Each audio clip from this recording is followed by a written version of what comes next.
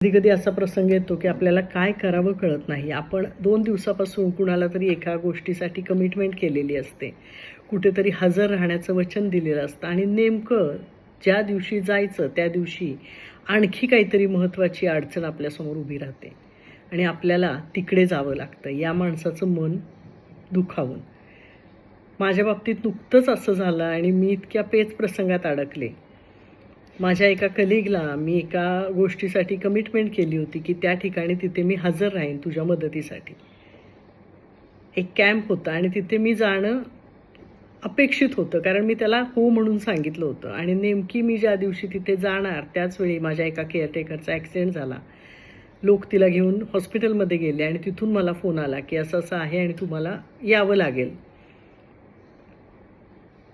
मी मनावर दगड ठेवून त्याला सांगितलं मी इथे येऊ शकत नाही आणि मी केअरटेकरच्या मदतीला गेले.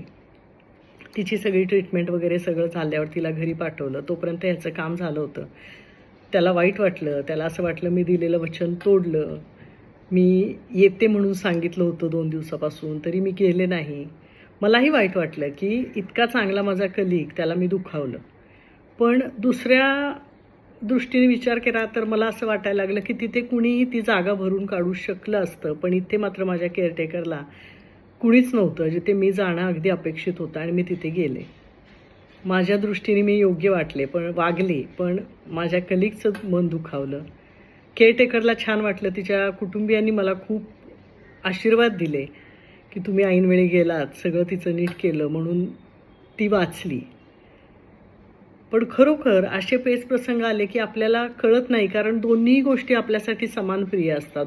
दोघांसाठीही करावं काहीतरी असं आपल्याला वाटत असतं, पण आपल्याला एकाची निवड करावी लागते आणि मग जास्त गरज ज्याला आहे त्याची निवड आपण करतो.